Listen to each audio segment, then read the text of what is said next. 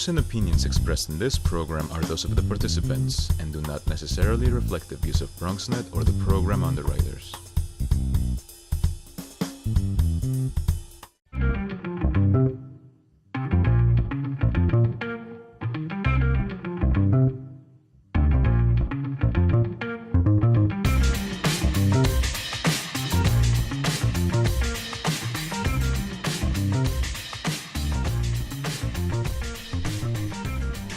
Okay, it's time for the Bronx Buzz. How are you? Nice to see you once again. I'm smiling greatly because I have two, I hate to put it this way, old friends, Bronx friends, who and I don't mean that because of their age, but really the three of us have been involved in, I certainly have been covering Bronx politics, and one used to be in Bronx politics and one now has gotten involved in Bronx politics, shall we say. What we do on this show is we bring in Bronx reporters and do a little roundtable discussion so we can find out what they're thinking about, what maybe they're writing about, and give you kind of a nice insight into what's going on in the borough of the Bronx. And tonight, the two guests, one is on Skype at the New York Post, but in the studio here is my longtime friend Bob Capstatter. Many people know him from, he was an editor for the Daily News, for the Bronx Times, and now you're actually on the other, you crossed the border, right? Political media consultant, working with Assemblyman Louis Sepulveda. Right, and when you were writing for the paper, you would have said, he's a flack. That's what you are. I was kind to the flacks when I was writing with my political column. I was always kind to the flacks. Well, you needed them because they provided information. They give me the tidbits. And now in the other direction, he used to be an assembly member, and now he's a journalist. He's one of the editorial page editors for the New York Post. He's the managing editor for the Bronx Chronicle, and he joins us on Skype. Do we have Michael Benjamin with us? Michael, are you with us? Yes. There you are. And you are actually live from the New York Post. Nice to have you, sir. Yes, I am. 12-11-6-7.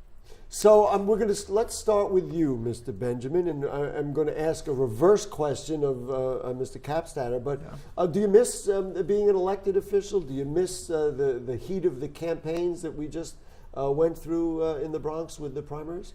No, after 3 years, I do not.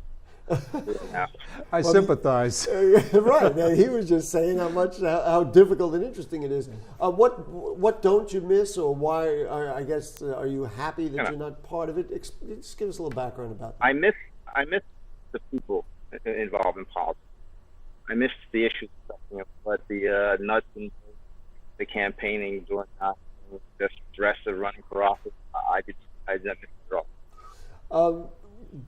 Does being, frankly, on the other side of the coin now, being a writer, covering it, getting to write a column, certainly, choosing stories for the Bronx Chronicle, does that give you kind of a different perspective of what it was like for those of us who were covering you when you were running for office? Well, I was always sympathetic towards reporters and journalists. From this perspective, I can now speak freely, and ask questions, and sort of see between the lines and understanding what's not being said. Somewhat of an insight now. I will add one note of caution to you. Having been on this side essentially the whole time, you can never really speak freely. I mean, we do our best, and I may be as outspoken as anybody, certainly on this show, compared to the other show I do, but just be careful over there. And let's go for Mr. Capstatter, who was an editor, a political writer, a political editor, one of the most important columns for many years in the Bronx. What was it like being part of the Sepulveda campaign this time around? A ton of work. It is a ton of work, long hours, working with the candidate, going around the door-to-door stuff, kissing the little old ladies, all of that stuff. Did you kiss the little old ladies? No, I did not kiss any little old ladies. Making him kiss the little. I'm getting to that age pretty soon, maybe. But it's it was very interesting to see the intensity of a campaign where it's like you It's like faster, faster, faster, quicker, more, more, more. It's a very intense operation. And in this particular campaign, this was a primary where most of the incumbents had minor challenges. Some of them had very real challenges, which I'm sure we're going to get into. But an elected takes nothing for granted. And I think also what I saw out of this is that even with a minor challenge, the advantage of running a heavy-duty, full-tilt campaign is you want to get as many petition signatures as you can. You know some of them may get knocked off. You want to get as large a vote as you can, not just to win, but to build your political muscle for the next time somebody wants to think about challenging you. Also to show your political muscle with the Democratic County organization so that you have strength within that organization. Louis pulled something like 4,400 petition signatures. He pulled over 4,000 votes, which was one of the high numbers in that contest. 75%, he won by 75%. Some of the others also, County Leader Marcos Crespo, about the same. And, well, State Senator Ruben Diaz pulled 91%.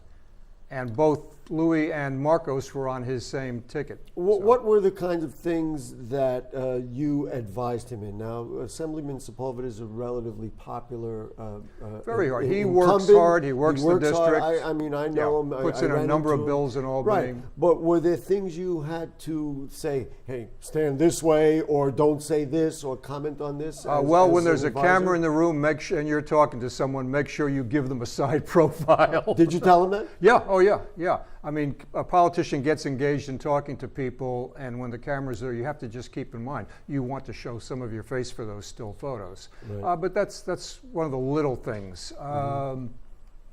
Just keep going. I mean, just keep going, knock on those doors. In sports, and Michael, I'm going to ask you a similar question based on some of your experience. In sports, when you've got like a 10-0 lead in a baseball game, or you got like a 24-0 lead in a football game, the tendency is to ease up. Now, in the case of maybe Mr. Sepulveda or others who felt probably with good reason that they were favorites, is it hard to keep pushing even though you pretty much have a good feel that you might be the winner? Bob, I'm asking you that first. Oh. And then I'm going to ask Michael the same. Oh, okay. No, if you're a politician, you're always running for re-election. That's the mantra. So you're always running. Michael, what are your thoughts on that? You know, if you is kind of like the polling and the perception, does that get involved in kind of like your state of mind if you're running for office? Yeah, you want to pull your biggest number, as many votes as possible. Again, because you're looking towards the future, you're trying to ward off future challengers. And when you're a fairly new member like Mr. Sepulveda, you need to continue to build your base, especially if you're looking at somewhat of ambition for running for another office. You want to keep showing strength.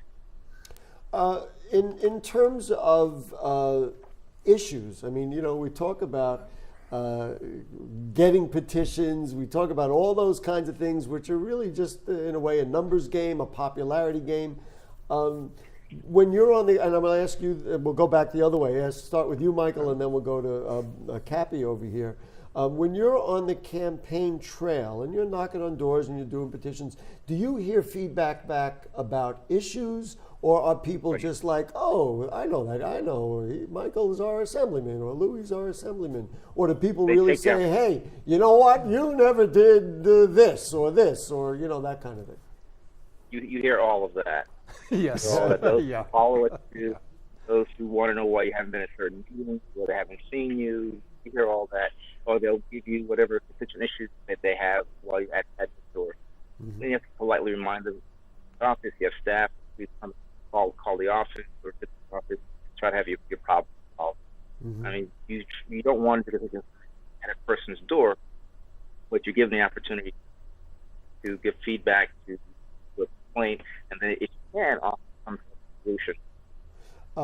Cappy, same question for you. Did you hear a lot of stuff? I mean, I know what some of the issues are in that community. Did you hear a lot of stuff? Actually, maybe when Louis was directly involved with some of the constituents, but not that much at rallies and so forth or on the street. I think that most of the people, a lot of the people are just plain indifferent. You hope they'll come out and vote, but what you really need to do is spend some money on your campaign, raise some money, spend some money, find out who your triple prime voters are, target them, hit their apartment doors, do the mailings to those people. It's a very scientific, it's also a scientific process besides just glad handing everybody you can find. Give me some of the science. What science are we talking about? Again, you get the voting lists from the Board of Elections, who's a registered Democrat, where they live. You send your volunteers out to knock on the doors, leave your literature, basically your palm cards with, Louis had his slate of candidates, with Senator Diaz at the top, then Louis, and then his district leaders, state committee people that were running for re-election. And if you get any of those people to answer the door and they say yes, you mark that on your sheet, and then you come back the day before the election, you slide the lid under, you call them. We have volunteers who call their phones to remind them to get out and vote. You try to get the unions to man the phone banks for you. It's a very massive operation and very half targeted, other than haphazard, going to the street fairs and any place that you can shake hands and hand out the literature while you're working the crowd. Sounds like you got quite an education. And I mean that seriously. Well, for years of covering politics, writing the political column, seeing it from the inside, gave me a new perspective. And fortunately, Assemblyman Sepulveda is, I'm very impressed with him. When he spoke to me about hiring me, I said, well, listen, don't tarnish my name. But I've got a tremendous respect for him. He works very hard in his district. He works very hard in Albany. You go around with him, and he knows people left and right across his district, and they know him. So it's a good politician. And Michael, I love this because I get different perspectives from each of you. So we'll start with Cappy, and then I'm going to ask Michael the same thing. Assemblyman Sepulveda really had a slate of people. He did have the local state senator. Let's say you disagree on some substantive issues with somebody who is in your district, like the state senator or others. Do you, does that come into play, and then you say, you know what, I don't think I want to have my picture next to you. I'm not suggesting anything in this particular case, but I'm talking in general because I saw pairings of people that I said, gee, I didn't know he or she likes him. Well, I mean, you'd have to go back in history. Would you want your candidate to stand next to Pedro Espada? Well, it had happened. For those of you out there who remember the former state senator who's now doing time at Shea Fed. Yes. So you didn't quite answer the question, but I'll give you a pass. Let Michael take it, and then I'll kick in if I come out with a better answer. And that I know is a difficult thing because you were very independent as an assembly member. You never really, I don't want to say never, but you really, to beat to your own drummer, so to speak. Right, but to your question of when I worked for other elected officials, or Congressman Serrano or Green, you have their interest in mind. And you do to make sure that you have a photograph of people who may not have good reputations, and you don't want them getting in. That could be difficult. Right. And you also would want to take them from any long conversations with constituents that may be confrontational or may be going in the wrong direction. Right. Well, that happens. And to Bob's point about the organization of an elected official campaign. You broke up there. Say that sentence again. I'm sorry. And as pointed out with Sepulveda, if you look at Victor Pichardo, who won the election by 2 points. Yes. That's he worked much harder this time, and he won by 1,400 votes. Right. Better organized, and his stature has risen because he's had such much. It did help that it was around with Ramirez. Ramirez had its much count indictment hanging over his head. Well, that was really a very interesting race. We're referring, and I've got it right in front of me, to the 86th Assembly District. We did a quote-unquote debate. Mr. Ramirez, for the second or third time, didn't show up. But which is so interesting about, and this actually brings up something I saw Mr. Sepulveda out in the field during the campaign, and he mentioned this to me. The value, or relative value, and I'm of course sensitive to this, of debates. So Mr. Ramirez didn't show up, but he still got 33% of the vote with 1,300 votes.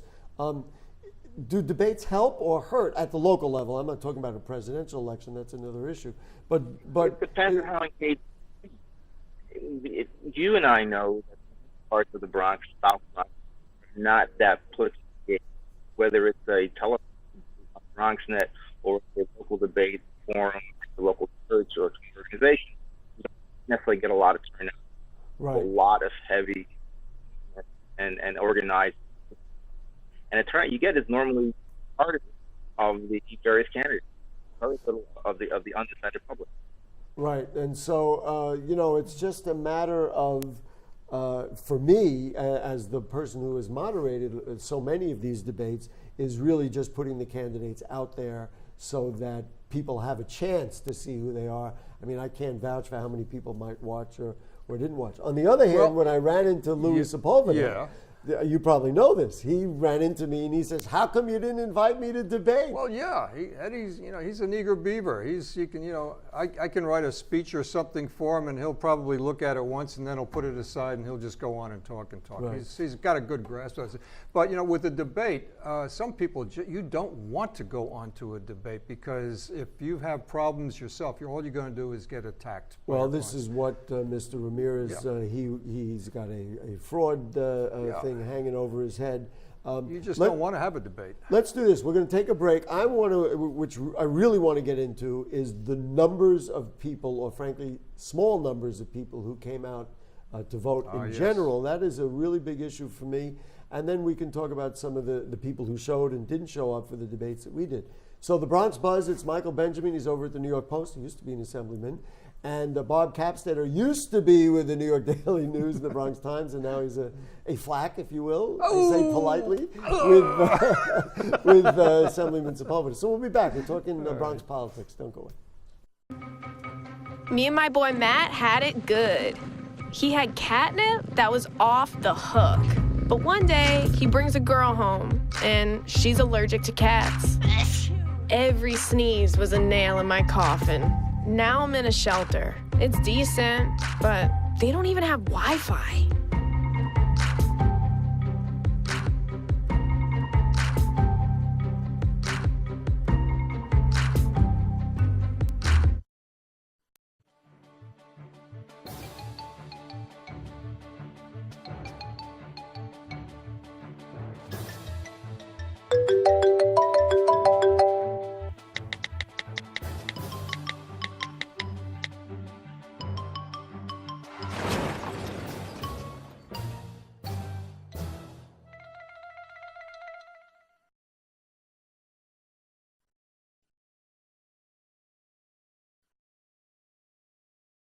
I already knew that I was going to go to college, from a young age.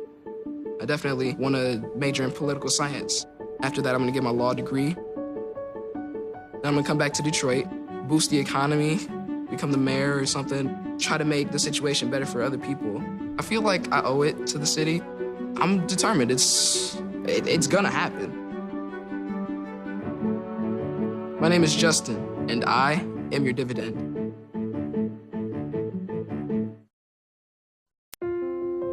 I love taking care of my mom.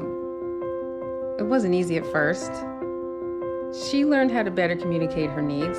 And you learned how to not ignore yours. I discovered how to make healthier meals. And I discovered how much I enjoyed them. Becoming a caregiver is a learning experience for everyone. Find articles, tips, and tools from experts and others who have been in your place. The Caregiving Resource Center at aarp.org/caregiving.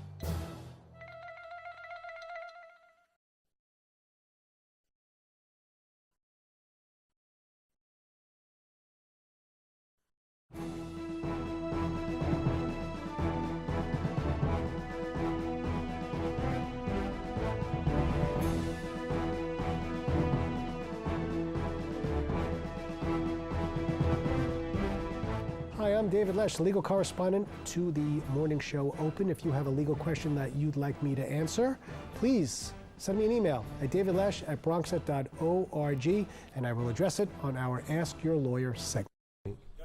Go. All right, back with you on Bronx Talk. The guests are Michael Benjamin, who's the one of the editorial page editors at the New York Post, and also with the Bronx Chronicle. He's the managing editor over there. And Bob Capstatter, who currently is an advisor to Louis Sepulveda and also former editor of the Daily News and at the Bronx Times. Any surprises? No surprises. All the incumbents in the Bronx were surprises. reelected. Every challenger got basically clobbered. That's a surprise to you? Well, you look at the Cabrera race, City Councilman Cabrera challenging State Senator Gustavo Rivera. Cabrera comes in with $200,000 in PAC money from charter school proponents, and I was also told some good real estate money, which would have created a very interesting situation in the Senate if he had won. Right. We'll talk about also about his particular politics would have been interesting. Yeah. Who else? You've got who else had it close? Well, Victor Pichardo clobbered Hector. Right. Well, they all even they with all the negative publicity, Hector had in these. Go ahead. Well, did you think that Aisha Bravo would have done better considering her strong kind of political background and attractive look? As opposed to the incumbent Jose Rivera. Jose Rivera is not attractive looking. It's funny you said that. At the same moment, Michael Benjamin giggled. I just meant in terms of voter. Look, a lot of people at county, a lot of the electeds up here were nervous about Jose winning. Right. He has not put a bill in the hopper in Albany for years and years. I don't know how active he is with constituent services in his district, but the age factor, the inactivity in Albany. Well, that's you've why got I'm a saying bright young woman who has a good. She was executive director at county. Right. So you were not surprised that she didn't do better. Let's see the numbers. Well, it was 65% to 35%. I personally didn't think she was going to carry it, but I thought she would have come in closer. Right. Let's get Michael into that question. Go, Michael. Michael, any surprises for you? They know the guy with constituent services personally with his staff. He's not in Albany to be legislative. He's in Albany to make connections, the best opportunity to bring home the bacon. That's what he does. He's known because of his camera and his cultural personality, and that's what that district goes for.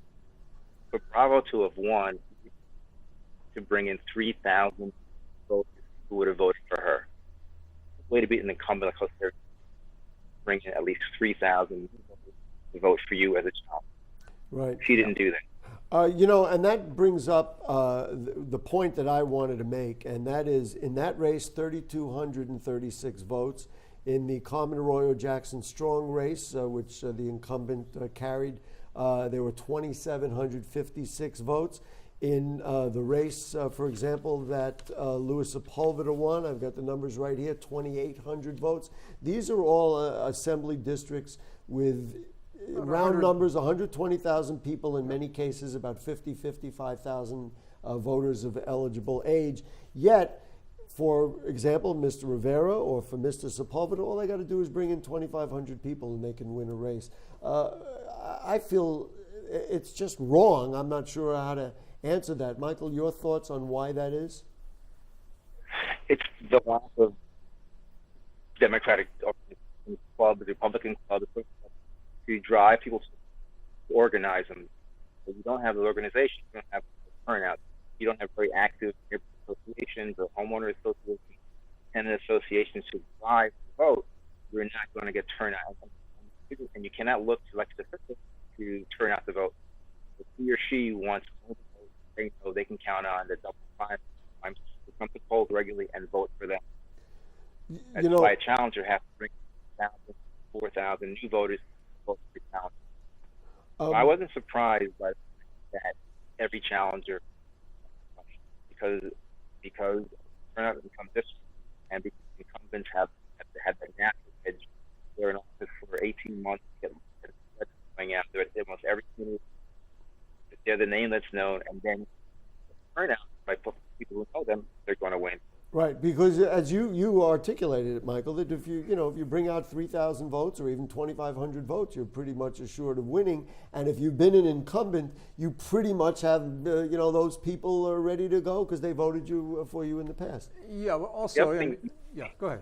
No, well, let's let Bob weigh in because we're almost out of time. And I want to get his Well, I comments mean, on it. historically, the Bronx has one of the lowest turnout rates in elections. It's shameful. I don't know if you can attribute it to the educational problems up here or whatever. Well, I think there's an immense amount. I mean, this is my commentary. I think there's an immense amount of disenfranchisement that people don't trust what's coming out of whether it be Albany or the city council, and they're just focused on living their lives and trying to make a living and trying to get their kids an education that frankly they don't trust anybody. Well, I mean, there was another.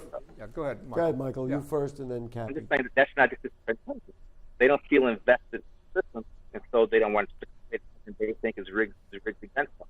So unless you have active organizations, home organizations, organizing people, getting results to the polls, then It's you're very not going to difficult. Cappy, I'll give you the last word on that, and then we're going to run. Well, the other thing, this was a primary with no superstars. There were no gubernatorial races. There was no presidential primary. Good point. No mayors. This Right. is a very low interest election, a Very local good point. primary. It is interesting, though, in the senatorial district, although if you look at the numbers, and there's 318,000 for example, in the 33rd district with Gustavo Rivera and Fernando Cabrera, and 8,900 came out. So the percentages are still woeful, but at least more voters came out. That was a very hot contest. That got Certainly a lot was. of publicity. Very hot All right, contest. so we're out of time now. Do I get that? Oh, they're all waving at me. Bob Capstatter, thank you so much. We hope to have you back. You didn't call me Cappy once in this whole show. No, I did once. Oh, okay, actually. once. And all right. we're going to rewind the tape Okay. and make sure. And Michael Benjamin, I didn't call you Benj once either. Thank you so much, and we hope to have you back as well. And that's it. We'll see you Monday night. We're going to do a show on playing fields in the Bronx. That'll be on Bronx Talk on Monday night, on available recreational fields for young people and adults, etc. Good night. See you.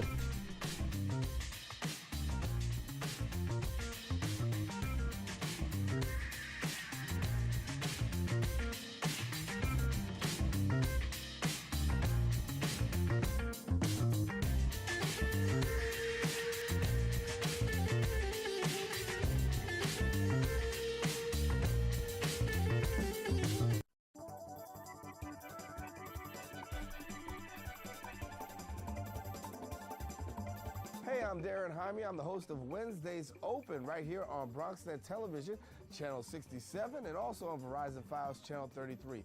Want to invite you every Wednesday. You get an opportunity to see what's going on in the world of news, current events, debates, public information. That's what happens here on Open every Wednesday. So we invite you to join us right here on BronxNet Television.